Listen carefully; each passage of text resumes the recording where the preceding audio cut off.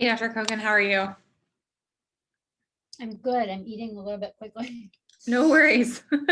I wanted to ask you a couple questions before I started letting people in. One is just tell me how you pronounce your last name. Cogen. Cogen. Okay, perfect. And then do you have any desire to like share your screen or anything or practice something beforehand? No need, but if you wanted to. I got it. Okay, cool.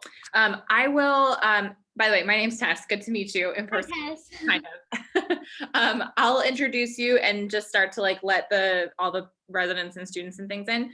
If you want, I can help moderate the chat, like if questions come up and just tell you when people are asking and things and saying things. If there's anything specific you want that I can help you with, please let me know.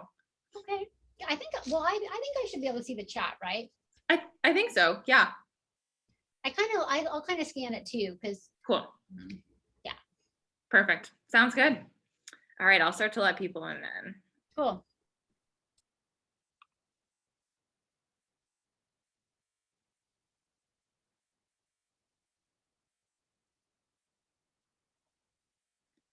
All right. Hello, everybody. I know there's a few people coming in and joining us. That's great. Ooh, our MICU team. Very cool. Welcome to our CTC for July 19th. For those that I haven't met yet, my name's Tess. I'm one of the chief residents over at UW.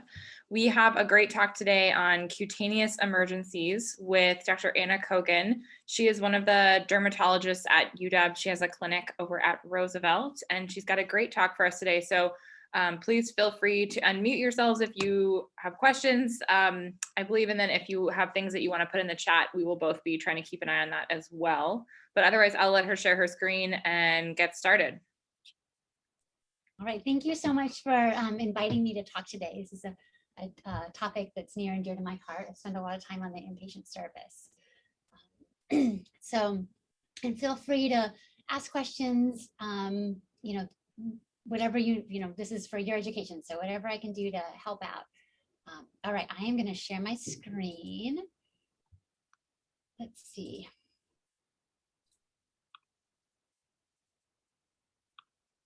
All right. Looks like I will not be able to see the chat. So Tess, if you notice anything, feel free to interrupt me. Can you guys see my screen okay? We can see it. It looks, yep, that looks perfect. Okay, perfect. Okay, so there are more cutaneous emergencies than I will have time to talk about in this short time. So I sort of pick and chose some of them, and we'll do some pearls and just some ideas of when to call for help. All right, and we're going to do this in case-based because I think that's the most fun way to think about it. So we're going to go through a number of cases, and I'm going to, if you want to interact and you yell things out about how you might describe things, what your differential is like, please do. I appreciate all thoughts. Okay, so we're going to get started. So this first case is a case of a 21-year-old woman, and and she came in with this rash. And we will say that she is probably in the emergency room. So in dermatology, we are really big on descriptions. And the reason being is because it helps us understand both the pathology and what to do and communication. And that's what we do. We look at skin all day long. And so when I give any talks and for any learners, I always recommend starting with the color. We have a lot of buzzwords in dermatology like erythematous and purpuric and violaceous and all these things, and they sort of insinuate something specific. So if you're not sure what those mean exactly, and you don't want to like, oops, sorry about that, you don't want to like insinuate something, like you're not trying to lead somebody a diagnosis, and you just want to give the facts. I always say pick a color, like what color do you see here? So I'll get started with this one. You guys can kind of chime in later, but I will say I see purple, and purple is not a good color in dermatology. We do not want there to be purple. So when you see purple, that's a bad sign. And so I would just begin to say this is like a purple patch with an overlying blister here. And then that kind of leads us to a number of differential diagnoses. And one of the things, when something is purple and it's non-blanching, that's called purpura. So this is purpura, and we actually would describe this as retiform purpura. And they have an overlying, what's called a bulla. So like vesicles are small blisters, and then you have bulla and bullae, which are large. And you can see the skin is like not good, right? This is not happy. And we're going to talk a little bit about what retiform means. Essentially, it's kind of net-like. So when we see this clinical appearance, it sort of offers a differential. So if you were to be in the ED and you saw this patient, or if you were on the wards or in clinic or something like that, what kind of things, would anybody want to say anything they might be thinking about, either in the chat or in person? You don't have to. But I'll tell you, when I see purple, I worry that the vessels are sick, right? So we're worried that, yes, thank you. Someone in Med Team D said neck bash. Yes, Purpura Fulminans, I love all of these things. Purpura Fulminans, warfarin-induced necrosis, scary things, right? So these are emergencies. I love all those ideas, yes. Okay, all right. And all of those things with neck bash but yes, I would definitely think about neck bash in this sense. But when we see purple and we see retiform purpura, we start thinking the vessels are sick. So that can either be from clogging the vessels, which is a vasculopathy, or inflammation of the vessels, which is a vasculitis. And we're going to talk a little bit more about these two entities. Let's talk about retiform purpura a little bit. So you can imagine your blood vessels look just like this. Not really, and what happens if we injure one of them? And if you, say you injure it right here, you can imagine that these blood vessels distal to that injury are sick. So that skin is no longer able to be perfused by those blood vessels.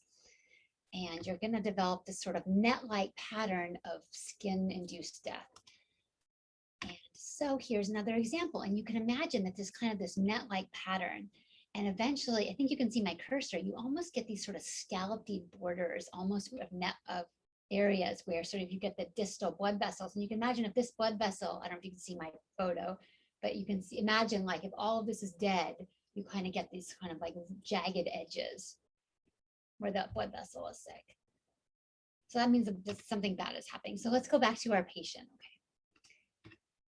So there we talked about these two possibilities. There's either the inflammation of the blood vessels or there's something in the blood vessel that's blocking it, like a vasculopathy. Okay, so we're going to talk a little bit about vasculitis and all the different things that can cause a vasculitis. So essentially this is inflammation. And there's multiple types of vasculitis, and we usually divide them by small, medium,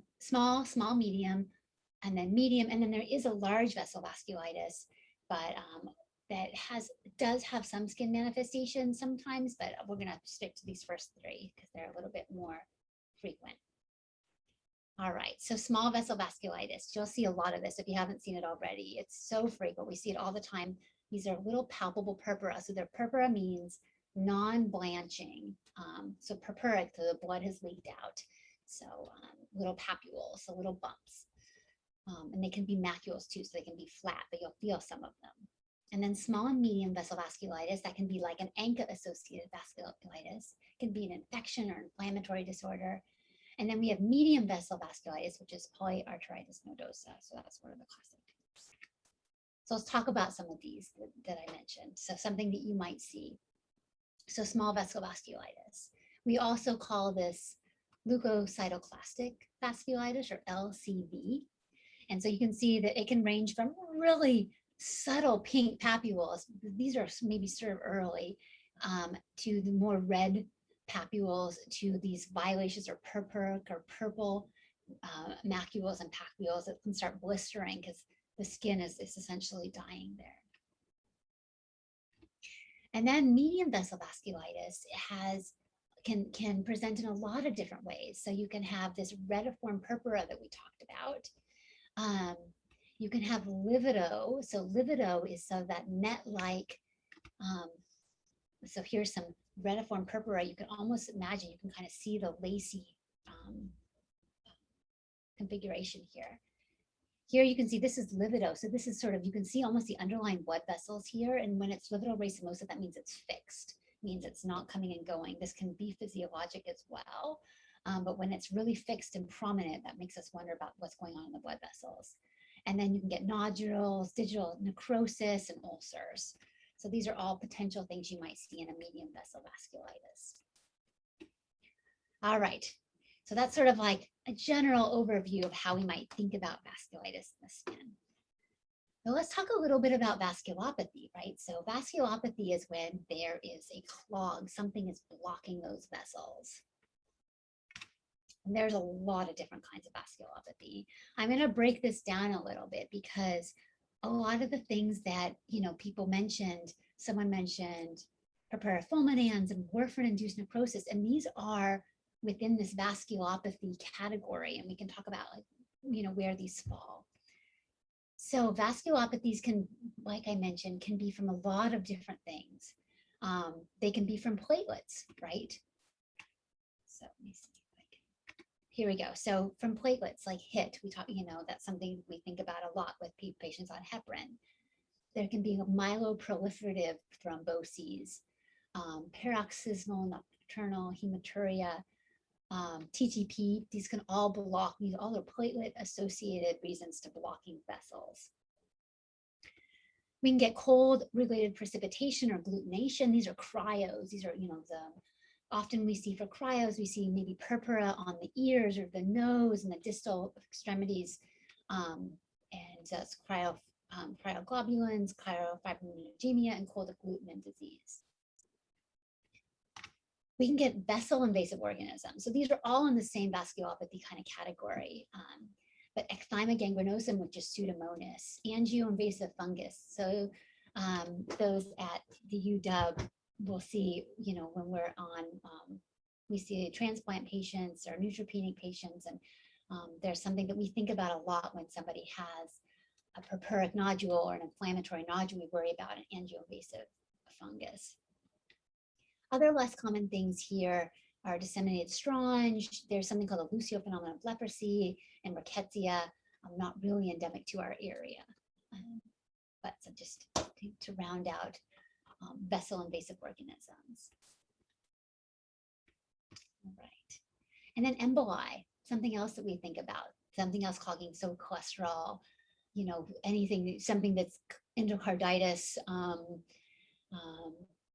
for various reasons. So those are other types of emboli, you can think about. And then we kind of go into coagulopathies, right? So vasculopathy and coagulopathy are not synonymous, although sometimes it's tempting to use them synonymously, but we think about coagulopathy, so like systemic coagulopathy, like someone mentioned Purpura Fulminans. So neonatal Purpura Fulminans is often due to like a protein C or S deficiency, I believe, but can be due to infections. There can be warfarin, someone mentioned, Purpura Fulminans from sepsis, DIC, post-infectious, catastrophic antiphospholipid antibody syndrome, something else we think about in levamisole.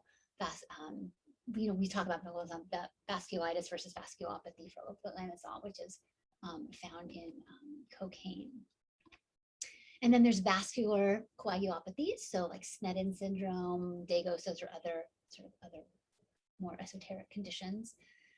And then we have cell occlusion, so red blood cells, occlusion, intravascular lymphoma, that are clogging the vessels. And then other things like calciphylaxis, we talk about a lot in the setting of renal disease as well, and warfarin use, hydroxyurea, and then brown recluse. Luckily, we don't have those, and I have a legitimate fear of spiders, so I'm glad we don't tend to have brown recluses here. Okay, so why is this an emergency, right? There aren't a lot of derm emergencies, but this is one of them. And it's really patient dependent. Like, do we need to, stop warfarin? Does a patient have HIT? Do we need, imminent treatment of vasculitis? Are they going to have vasculitis other places in their body? Do they have catastrophic APLA or another coagulopathy? We have to worry about like emboli, thromboses, critical limb ischemia, something like that, or they have an imminent infection which is going to hurt them.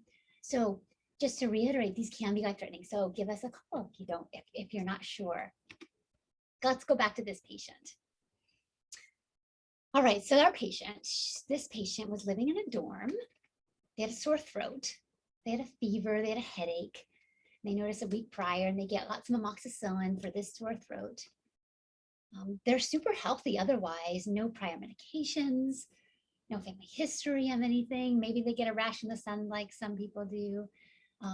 No known medication allergies. And here's their vitals on admission because they get admitted.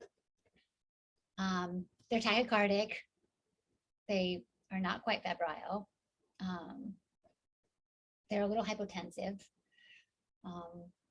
And their labs are showing a white count, a little bit of a white count, and some thrombocytopenia. All right, any other thoughts with this?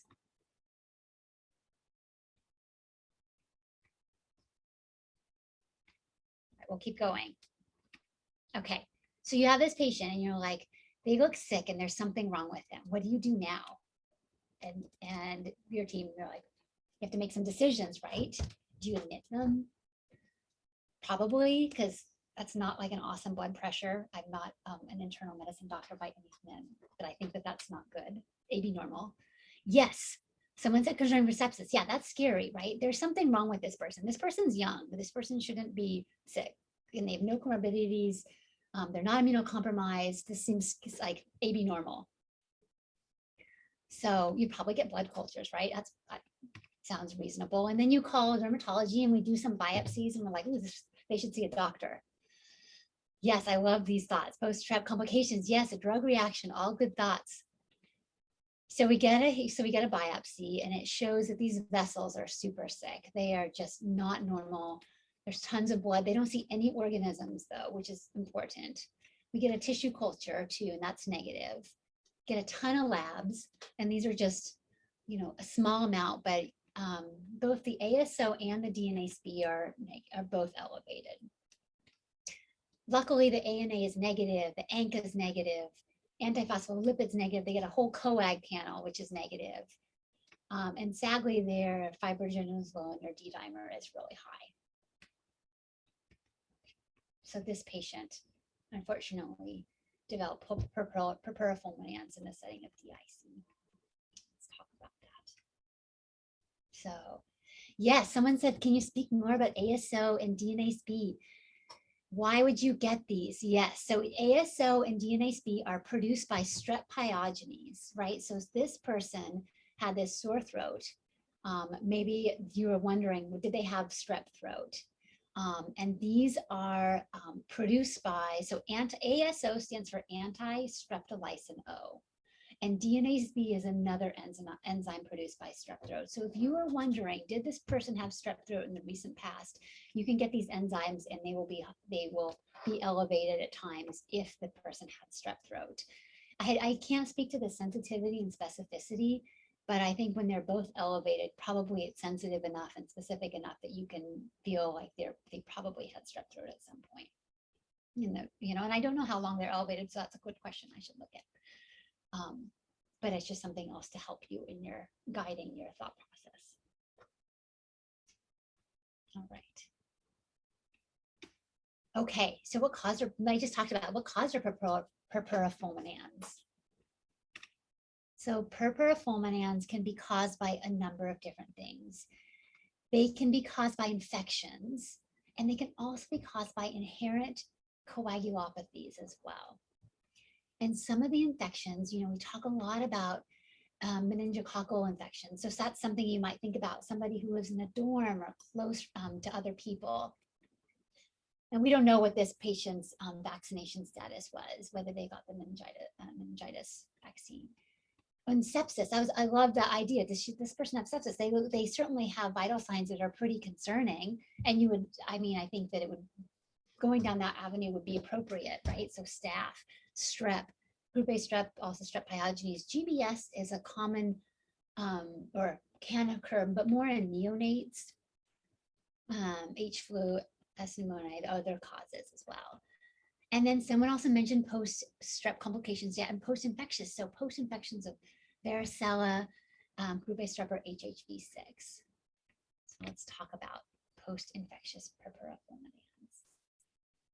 So in particular, like this patient, likely, I made up this scenario, so, but I think this picture actually is from somebody. This is from a textbook, but this is a picture of somebody with Purpura Fulminans.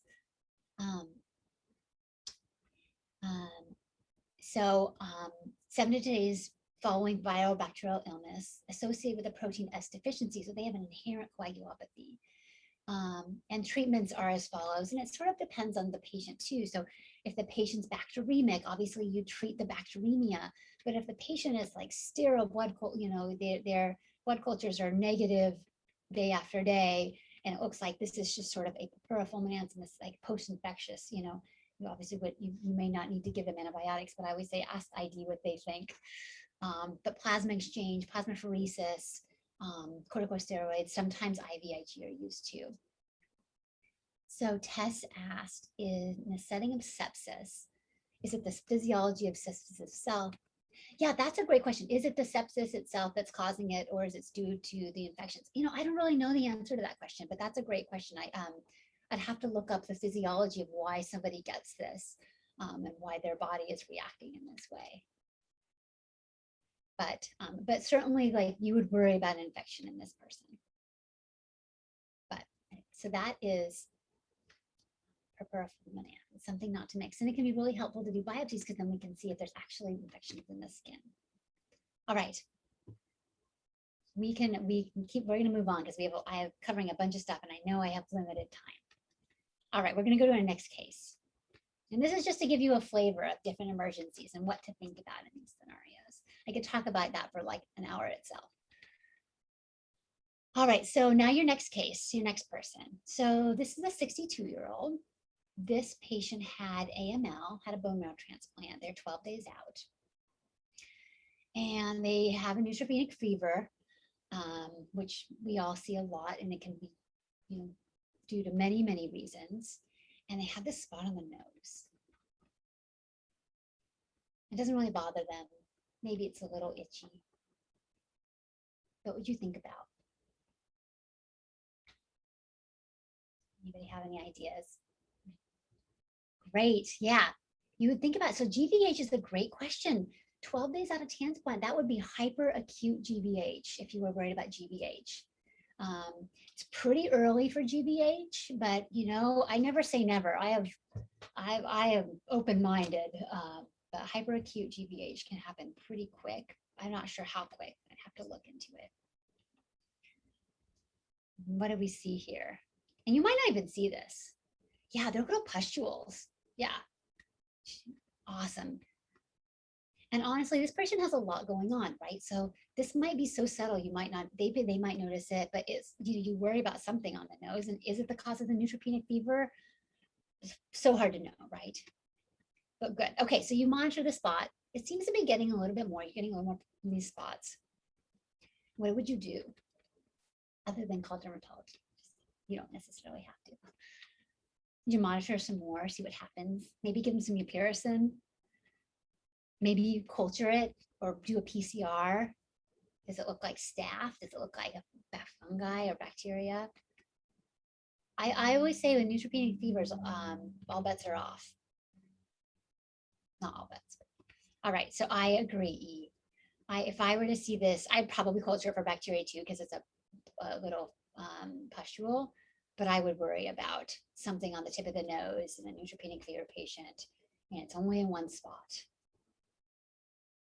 Okay, so what is it? What do you could it could be a couple things, right? I kind of gave it away by saying what I would do.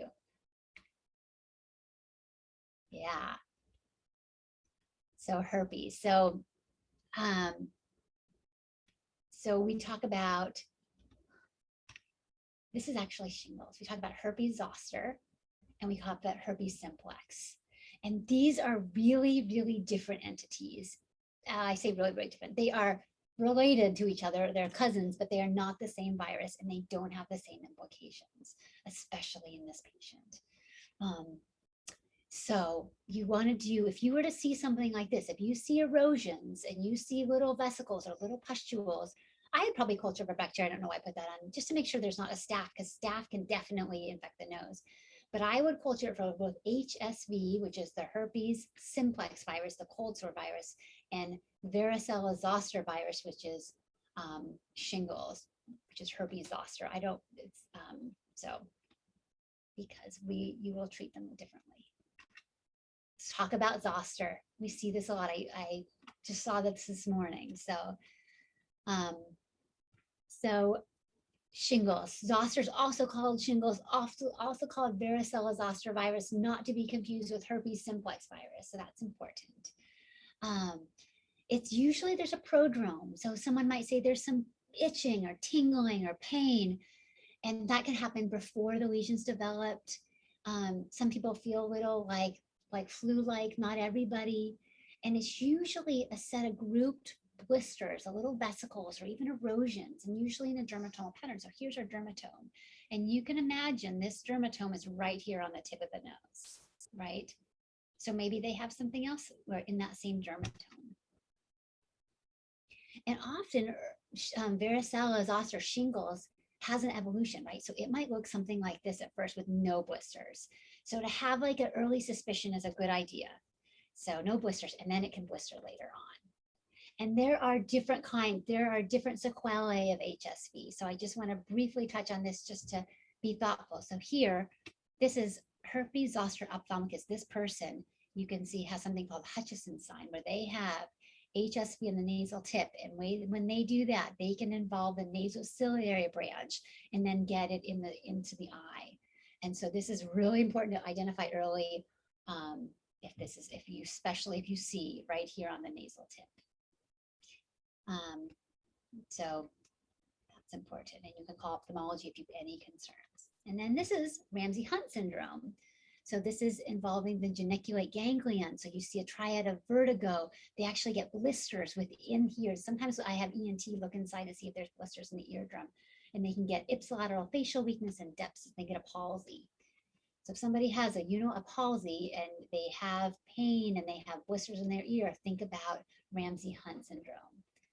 And then, of course, disseminated zoster, often immunocompromised, and you want to make sure you're going to have them all over, multiple places, I will say, and then look for sequelae like pulmonary CNS sequelae as well. All right, we're going to keep going. So the moral of the story, if there are vesicles and erosions, please swab right away for HSV and VZV PCR. You don't have to wait. If you are concerned and you want to call us, please do, but you don't have to wait for us, but please go ahead and swab. We can certainly help too. All right, let's keep going because there's lots more emergencies. Great job. All right, so this is the 32-year-old now. They have a rash. They got Bactrim. Dermatologists don't love Bactrim. Or I shouldn't say everybody, but I have a healthy respect for Bactrim.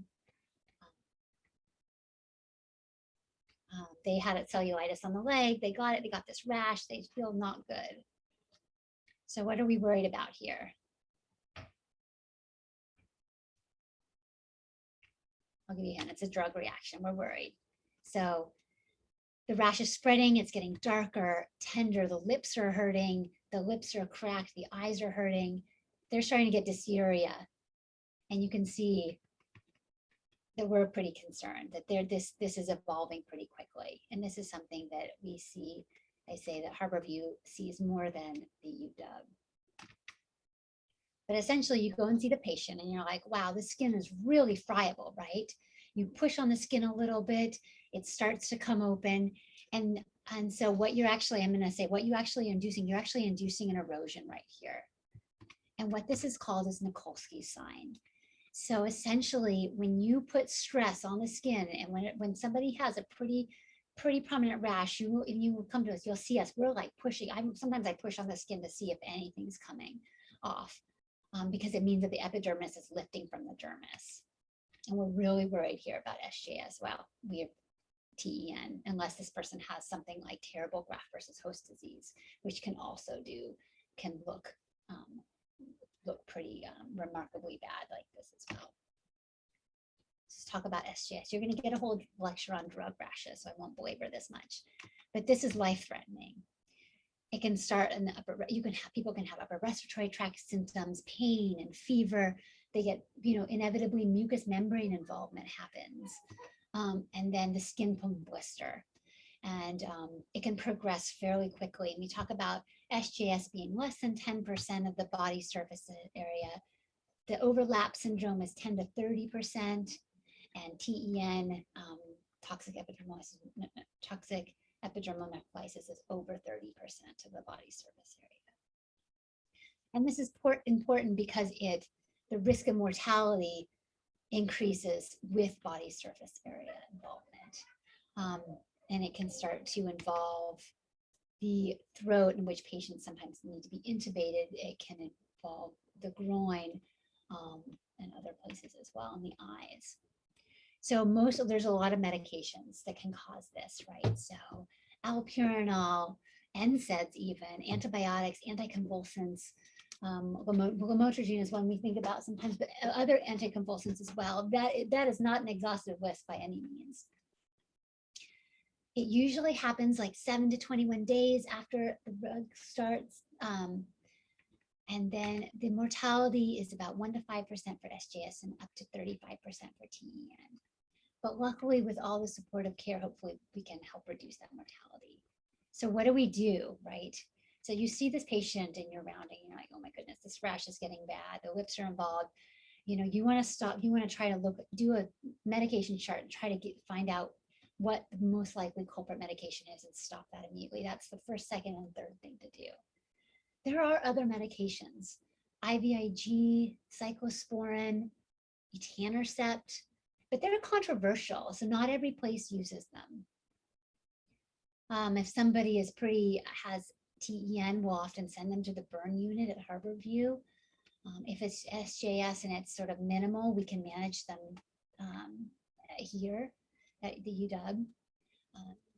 And then engaging specialties is really important. So ophthalmology for the eyes, and gynecology, urology as well. And then we can help as well, and then the burn unit, as I mentioned. That's one that we talk about a lot as being an emergency. Okay, but not everything where the skin sloughs off is SJS or TEN, and that's really important to think about. For instance, we have this baby. Does anybody have any thoughts on what this could be? Talking fast because I know we don't have much time. Anybody? I know we don't see, I know most people don't see many babies. I've been to the NICU a few times. So this here, impetigo, oh, good idea, why yellow crusting, right? That's pyogenes, right? G8 group A strep. All really good ideas. And you can see this is starting to like slough off here. This baby looks not happy. This baby actually has staph scalded skin syndrome. And this does happen in adults as well, especially in, I believe, in patients with abnormal creatinine. Renal disease. So it's due to a circulating exfoliative toxin produced by Staph aureus. And the reason that's important is it cleaves that the skin cells are held together by something called desmoglin 1, and it cleaves that, so now the skin cells can kind of break open. So that's something to think about. That means they have an infection somewhere on the body. It doesn't have to be at these sites. It's actually not at the site of this, it's probably elsewhere. And then you see this patient come in. They have a lot of erosions, right? So this is actually pemphigus vulgaris. This is pretty severe. So again, this is an autoimmune disease to those epidermal attachments. So not everything that attaches is SJS-TEN, but they are also emergencies. So both have this Mikulski sign. All right, we'll go on to our next case. All right, this patient also comes in with a rash. They don't feel great. They had some fevers and chills. They started augmentin a couple days ago for a sinus infection.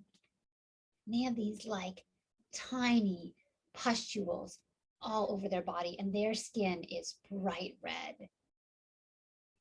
And you look at their labs, and they may have like a significant neutrophilia. The left shift.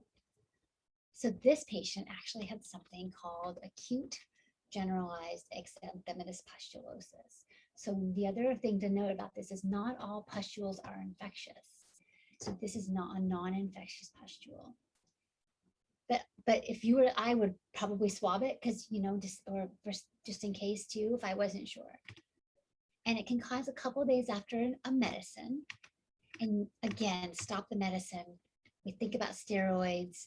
And the differential for this is actually generalized pustular psoriasis, which is also an emergency. So things to look for, lots of little pustules, new medications, and some of the biopsies can be really helpful. All right, we are getting close to the end, and I realize I think we have like 10 minutes left. Is that right? I want to be on time. We have until 1:30. Oh, I thought we had till 1:15. Oh, slow down. Oh, cool. Then we'll have time for questions then. All right. So this is case 5.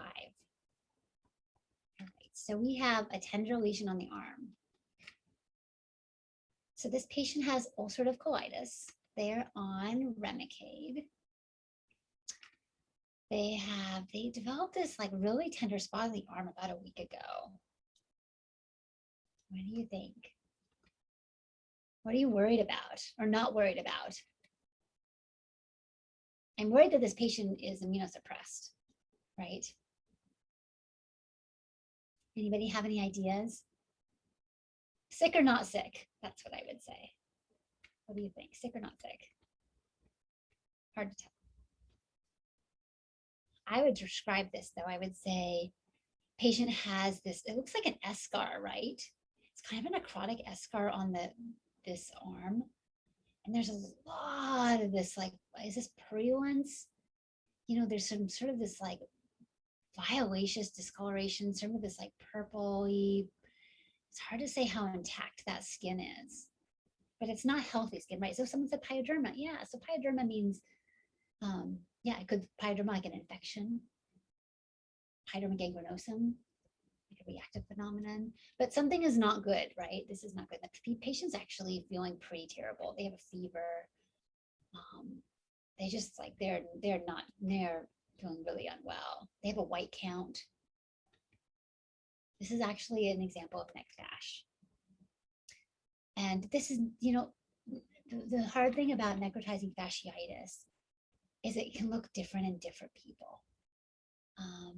And it can present differently, but we talk about neck fash as being a deep bacterial infection that actually invades the fascial planes. So this is a tough example because you might not think about that right away. You might think about infection, right? This is dead skin, is maybe they have some sort of fungal infection here, but all of this purulence is making, this is making me really concerned.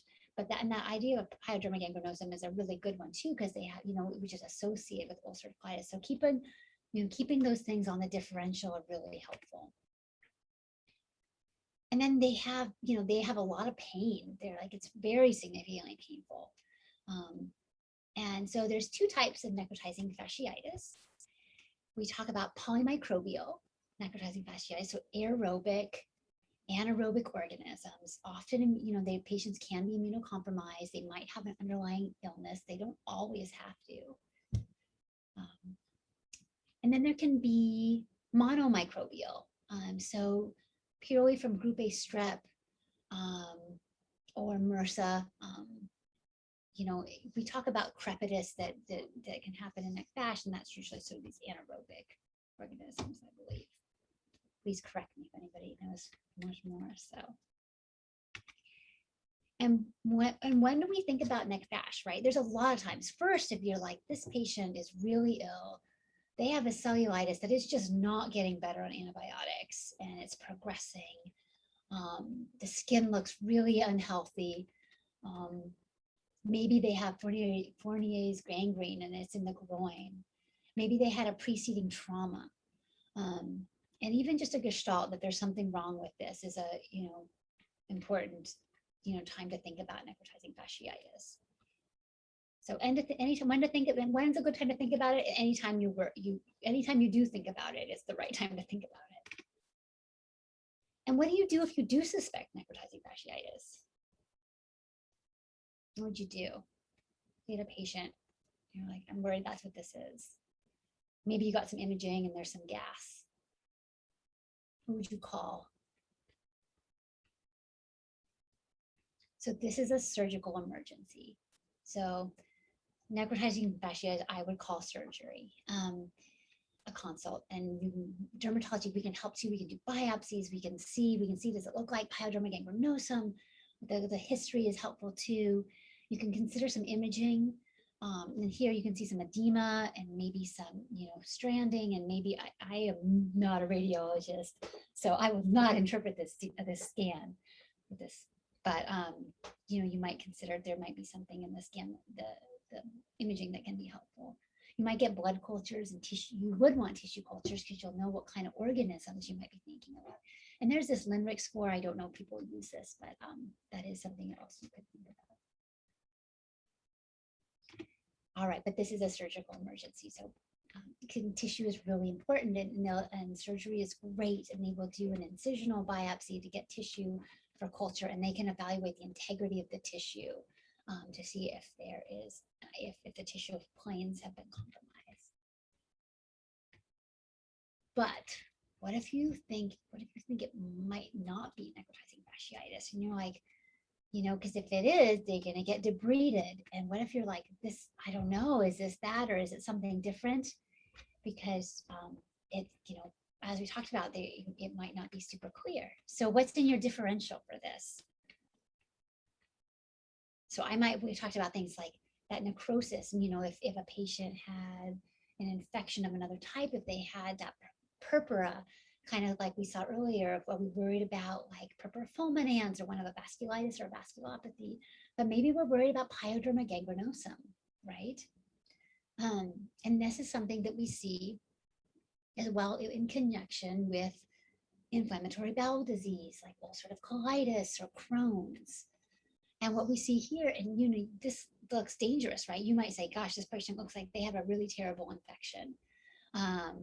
And I agree, it could definitely look like that. And that's why pyoderma gangrenosum is a diagnosis of exclusion, we say. And so you can have a lot of things that make you feel that that's most likely the case. But PG, not to be confused with a pyogenic granuloma, which is a little different, but pyoderma gangrenosum, you get these kind of gray overhanging borders. You can see these borders are really unhealthy skin here. Looks like they had some healed ones prior. They get this cribriform scarring that kind of looks like this when it starts scarring, like in a net-like pattern. And they get something called pathergy. So pathergy is when there's an injury to the skin and it causes it to spread farther. This is something that happens with what we call neutrophilic dermatoses. This looks like a lot like an infection, but interestingly, it's not. It's a reaction. And there's a bunch of variants. It can be, like I mentioned, it can be associated with like inflammatory bowel disease or heme disorders, AML, IgA gammopathies, and other inflammatory disorders. So something to think about. And what we don't want to do with pyoderma gangrenosum is we don't want to debride it because it will only spread. So it puts a little conundrum when you see a patient, you're like, do they have a PG or do they have necrotizing fasciitis? And that can be a really hard thing sometimes to tease apart until you get that surgical biopsy. So what now, right? If you're worried about this, what would you do? Like, what would we do? So you would call us and we would come and we'd be very happy to see this patient. And we would biopsy the patient. We would biopsy the edge. We would do it for H&E, and we do tissue cultures just because we don't want to miss an infection. We might even do PCRs to get the information more quickly, because what the treatment is, and this is just some of the diagnostic classifications. But what we don't want to miss is an opportunity to treat somebody. And when you're on the fence, you're like, do I give this person steroids or do I give them antibiotics? That's a really hard decision tree, because what you don't want to do is treat an infection with steroids, right? Unless, well, you might want to sometimes, but just with steroids, you probably wouldn't want to treat an infection just with steroids, right? So what do we do for initial pyoderma gangrenosum patients? We treat them with steroids, and then we give them and then steroids. So that's the first, second, and third choice. And then we might switch them to something while we're doing that. We might also consider cyclosporin or infliximab, which we can do in the hospital too. Here's another example of pyoderma gangrenosum. You can see these gray overhanging borders. But you might think, like, you can imagine that looks like an infection. Or here's a stoma, right? Here's a stoma of a patient with some inflammatory bowel disease, and you see these little erosions around. And this can happen for various reasons, an irritant dermatitis and whatnot, but they can also have peristomal pyoderma gangrenosum.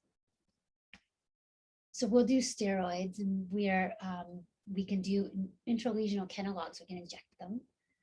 We talked about cyclosporin. It's some patients that can't be on steroids. We can do that. And the data is best for infliximab. It's an infusion. And there's a lot of other medicines we can use with there's less evidence, but they are available if we need. So what else will we do for a pyoderma on the leg per se? Well, I would compress and elevate this patient, because leg wounds, no matter, like, most leg wounds won't get better as long as they're swollen, even if we have control of the inflammation. So, and if they tolerate compression, so we have to, pick and choose which patients are appropriate for compressions, especially if there is some peripheral arterial disease that we have to worry about. And then for peristomal PG, we, steroids and topical steroids and control their inflammatory bowel disease and other things we have that we can help with. All right. So I finished about 15 minutes early. We talked about a whole bunch of different things. We talked about purpuric lesions, right? We talked about vasculopathies, vasculitides, and we can talk a lot about those too in the future. There's many, many facets and nuances to that. And treatment's really contingent on the cause. So if you find something that's purpuric, that's something to recognize early and quickly, and we can intervene on. We talked about varicella zoster shingles and having to swab them. We talked about SJS and TEN, mucous membrane involvement, and specialized care in burn units. Talked about pustule eruptions like AGEP, acute generalized exanthematous pustulosis, and pustular psoriasis potentially. And something good to do is look for culprit medications, and really and looking closely for those pustules because they might be subtle. Talk about necrotizing fasciitis, right? And how that is a surgical emergency, but can sometimes be tough in the setting of, does this patient also instead have a pyoderma gangrenosum, which can mimic infection, and actually these people need immunosuppression. So there are many other things so these are all sort of in the category of emergencies, and there are other things, emergencies that might happen as well. So if any of these come up or more, we are always available. And with that, I would take if anybody has any questions or thoughts, inspirations. Thank you so much for that talk, Dr. Cogen. That was also a great summary slide. Thank you. I just want to encourage everybody while you're here and this QR code is up, please, please, please snap it on your phone and then do a quick survey. It helps us keep our great presenters able to come back. And then I have one question that I just have gotten from a couple people that sent a message in. Do you have anywhere, would you be open to sharing your slides with people so that, or you can share it with me and then maybe I can send it around to folks if that's okay with you? That is totally fine. All of the photos are either from textbooks or I think I got them off to Google and other images and things like that. Oh, great. Yeah, so these are not patients of mine. So yeah, that's fine. Perfect. Okay, cool. And I have 2 QR codes. So that's for dermatology. And then we have this QR code too. That's for medicine. Sorry, I should have put that one first. Oh, that's okay. And if you have questions, feel free to email me too. I know this is it's a huge amount of information for a very short amount of time. Like I could talk about one of these things for an entire hour. But I wanted to just kind of give a flavor of different times, different things to think about.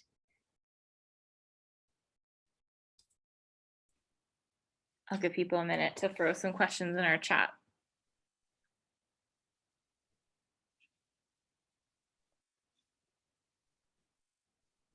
I'll share this thing again. I think you have this. And we thank you all for being here. You guys, you get an extra 10 minutes of your life. That sounds great. Okay, well, thank you so much, Dr. Cogen. Thank you everyone for joining, and we will be on the lookout for your slides whenever you get a chance. No rush. Yeah. Thank you all. Have a great one. Thanks, bye.